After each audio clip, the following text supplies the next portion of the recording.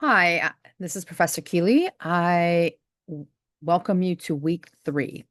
So, just to recap, week 2, which was about ethical and legal issues in PR.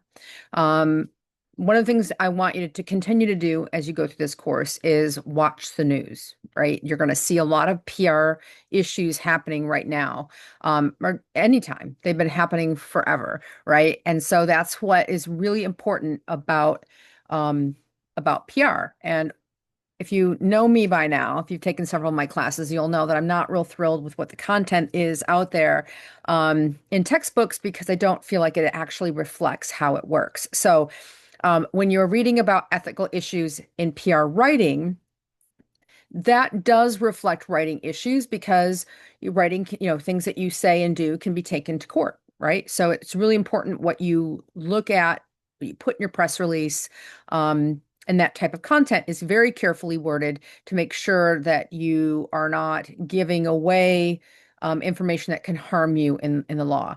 But today and week 3 is about planning and research. So part of that planning and research is a legal review, and making sure that you know things. But again, think about how important planning and research is. It is critical to everything. It's why I place a lot of emphasis on my background in market research, because you're always doing market research, right? So you're to do that in PR as well.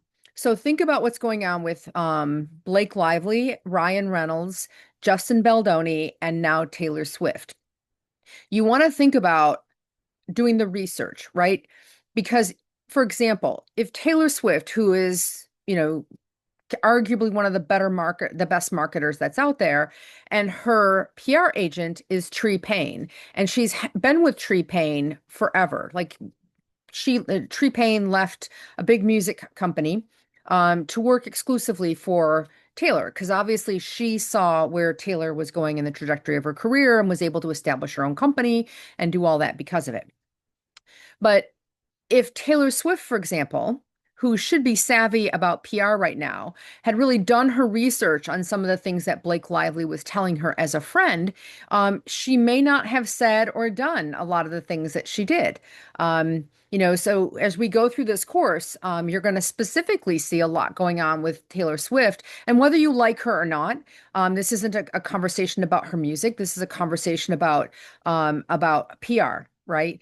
So she should have done a research on her friend to make sure that, it was in the up and up, because now what she's getting lambasted on, and we're going to look at this more in detail later on under crisis PR. But what she's going to be looking at is, trying to salvage her brand because she was always about artist rights, right? That's why she was so devastated when her catalogs were sold off, right? Well, she just trampled on Justin Baldoni's artistic rights as well by helping her friend hijack his movie.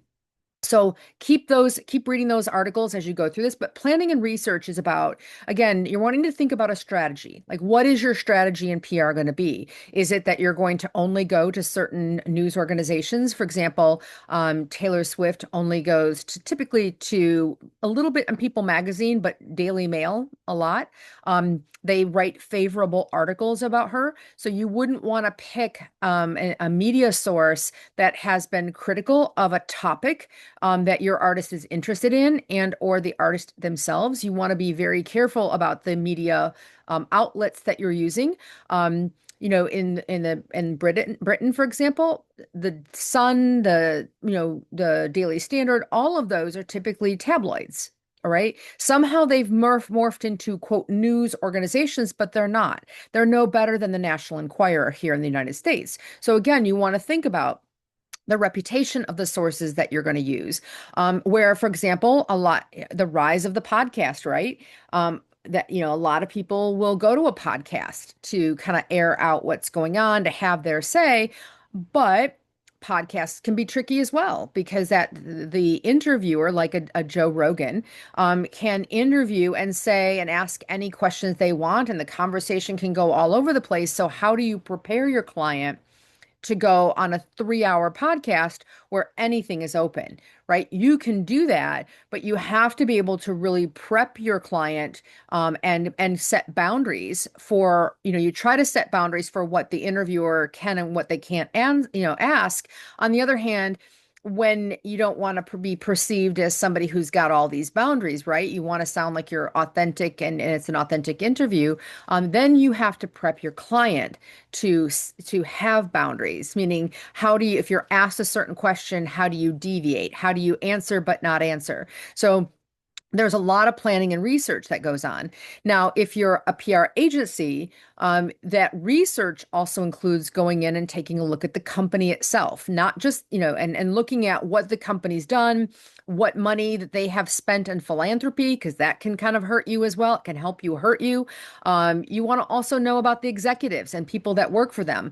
Go out and check the employees' social media sites. You want to make sure that there aren't a lot of controversies that are out there. So, as a PR agent, your goal is to know as much as you can about an organization and the people that work for that organization when you start to do your planning, because you want to either address or not address any issues that you see that will be a PR crisis early on. So if you have a client and let's say you notice that they've said some controversial things in the past, right?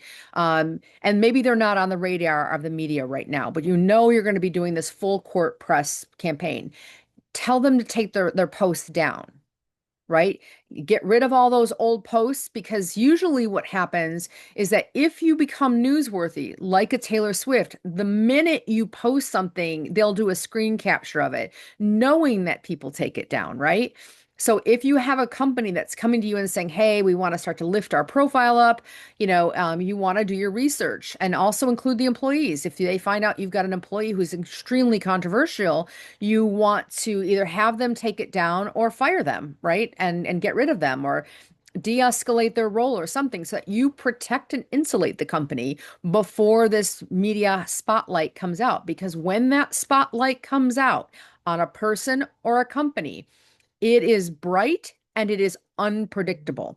You, as the PR agent, can only do as much as you can in prep planning, to make sure that you understand the lay of the land, that you've got, a position on how you're going to move forward, what agencies that you're going to use. Is it an event that you're going to roll out and you're going to bring the media in? Is it interviews? Is it, really pushing their philanthropy and what they're doing? Whatever that strategy is, you want to make sure that you've done enough research on the company, the organization, and also add to that research the climate. Like the economic climate right now, the political climate right now, the culture of a society matters. It absolutely matters. So there's a time and place to say things, and there's a time and place not to say things. So it really is your job to use that marketing that you've taken Marketing 200, hopefully, that you've learned about what marketing is and you've applied market research principles, which is either doing your own primary research, going out and conducting surveys, asking people, posting, polls on social media, or you're looking at secondary research. That's going out to organizations like Pew Research and looking at what surveys they've done of the climate of different generations. For example, a couple of years ago, Twain came out with her second album, and she's a remarkable artist, but she hasn't done anything in decades, right? So she came out, did her normal country music, but ironically, it was trending with the younger generation. Well, come to find out, and I'll actually post this because I did a case study on this. She was trending younger because Spotify was running, like hits of the 70s, hits of the 80s, these curated collections of music, and Shania Twain happened to be in there along with her old music and her new music.